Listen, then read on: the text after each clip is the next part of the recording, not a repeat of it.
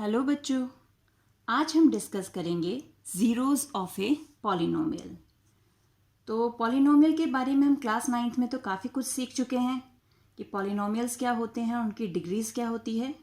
एक बार हम फिर से देखते हैं।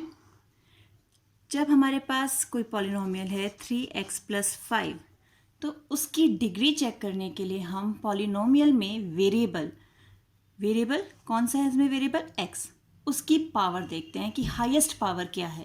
तो यहाँ पर x की हाईएस्ट पावर क्या है, 1। तो यहाँ डिग्री क्या हो गई हमारे पास, डिग्री हो गई 1। फॉर एग्जाम्पल एक और लेते हैं हम, y² - 2। तो यहाँ वेरिएबल की हाईएस्ट पावर क्या है, 2।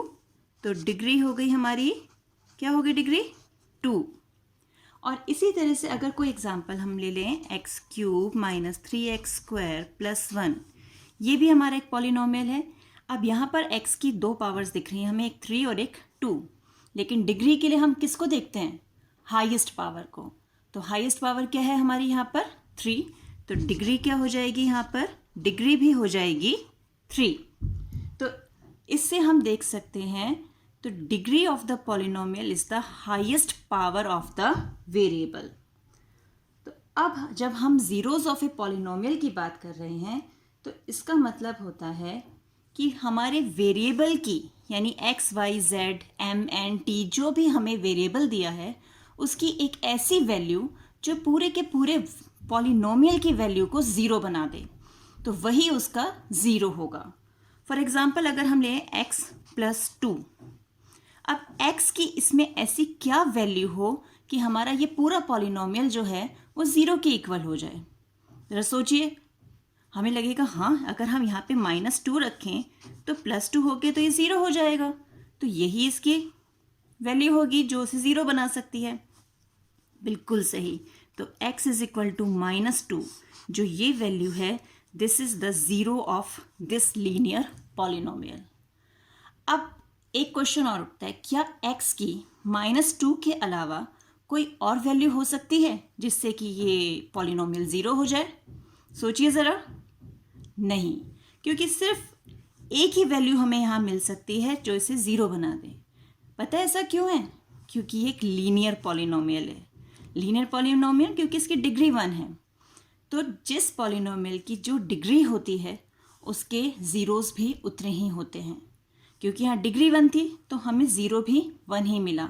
x की वैल्यू = -2। अब अगर हम ऐसे ही कोई केस लें, हम ले जिसकी डिग्री 2 है, y² - 4, ये हमने लिया, हमें इसके ज़ीरोज़ निकालने हैं। तो y² - 4 को हमने ज़ीरो के इक्वल रखा, y² = 4। तो y की वैल्यू क्या हो जाएगी, √4। तो y की वैल्यू हमें मिल गई +-2, यानी +2 and -2। तो डिग्री क्या थी यहाँ पर, 2। तो ज़ीरोज़ भी कितने मिले हमें, एक +2 मिल गया और एक -2 मिल गया। ऐसे ही अगर क्यूबिक है हमारा, यानी डिग्री 3 है, तो ऐसे पॉलिनोमियल के ज़ीरोज़ भी हमें 3 मिलेंगे, यानी 3 डिफरेंट या 3 सिमिलर हमारे ज़ीरोज़ हो सकते हैं। तो इस ढंग से हम पॉलिनोमियल की डिग्री देखकर ये पता कर सकते हैं कि हमें कितने ज़ीरोज़ मिलने वाले हैं। ठीक है, अब आप समझ गए कि ज़ीरो ऑफ द पॉलिनोमियल यानी वेरिएबल की ऐसी वैल्यू या वैल्यूज़ जो पूरे पॉलिनोमियल की वैल्यू को ज़ीरो बना दें। अब हम देखेंगे कि ग्राफ अगर हमें दिया हुआ हो, किसी भी पॉलिनोमियल का हमें ग्राफ दिया हुआ हो, तो बिना कैलकुलेशन किए हम उसमें से उसके ज़ीरो कैसे काउंट कर सकते हैं कि इसमें कितने ज़ीरो होंगे। अब हमारे पास आपको यहाँ सामने ये ABCDEF 6 ग्राफ दिख रहे हैं। अब इन ग्राफ से हमें देखना है कि जो हमें ग्राफ्स दिए हैं, जिन भी पॉलिनोमियल्स की ये ग्राफ हैं, उनके कितने ज़ीरोज़ होंगे।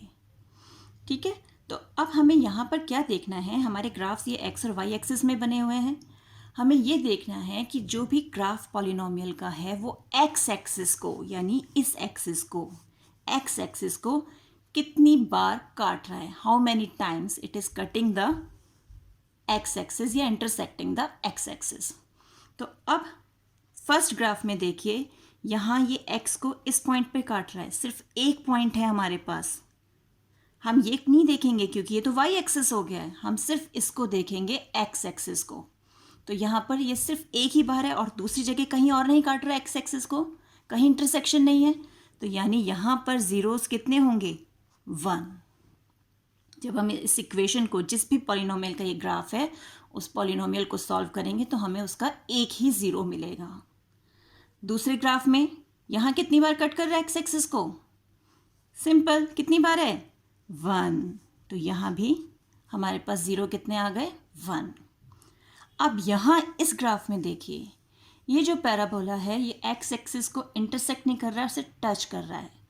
टच कर रहा है, जितने पॉइंट्स पे टच कर रहा है वो भी हमारे ज़ीरोज़ होंगे। तो कितने पॉइंट पे? सिंगल पॉइंट पे टच कर रहा है, तो यहाँ भी जो हमारे नंबर ऑफ ज़ीरोज़ होंगे वो होंगे 1। अब ग्राफ डी पर आ जाते हैं। ये पैराबोला जो है ये एक्स एक्सिस को एक इस पॉइंट पर और एक इस पॉइंट पर, यानी 2 पॉइंट्स पर इंटरसेक्ट कर रहा है। तो ज़ीरोज़ कितने हो गए यहाँ पर? 2, यानी 2 ज़ीरोज़ हमारे इस ग्राफ में हमें मिलेंगे। अब हम इस ग्राफ में आए ई में। जल्दी से जल्दी काउंट कीजिए कितने बार कट कर रहा है।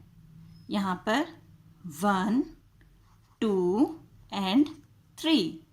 तो कितने ज़ीरोज़ मिलेंगे हमें यहाँ पर? 3। अब आ गए हम इस ग्राफ में। यहाँ पर जो ये पैराबोला है, जिस भी पॉलिनोमियल का ये ग्राफ है, ये एक्स एक्सिस को कितनी बार इंटरसेक्ट कर रहा है या टच कर रहा है? ध्यान से देखिए, एक्स एक्सिस यहाँ है और ये ऊपर है। तो क्या ये एक्स एक्सिस को टच कर रहा है या इंटरसेक्ट कर रहा है? नहीं, यानी इस पॉलिनोमियल में हमें एक्स का कोई भी ज़ीरो नहीं मिलेगा, यानी यहाँ पर हमें ज़ीरोज़ मिले, यानी ऐसी कोई वैल्यू ही नहीं होगी जो इसको ज़ीरो कर पाए। तब आप समझिए कि ग्राफ से हम नंबर ऑफ ज़ीरोज़, यानी कितने सॉल्यूशन हो सकते हैं उस पॉलिनोमियल के, कैसे काउंट करते हैं। हमें सिंपली ये देखना है कि जिस भी पॉलिनोमियल का ग्राफ है वो एक्स एक्सिस को कितनी बार इंटरसेक्ट कर रहा है। जैसे यहाँ पर 1 टाइम 1, यहाँ 2, 1, 2, 3 एंड दिस वन, ये तो टच कर ही नहीं रहा ना, इंटरसेक्ट कर रहा है, इसलिए इसके ज़ीरोज़ है ना। सिंपल। तो इस ढंग से हम अपने ग्राफ से zeros of the number of zeros जो हैं पॉलिनोमियल के वो काउंट कर सकते हैं। आई होप आपको यहाँ तक क्लियर हो गया होगा।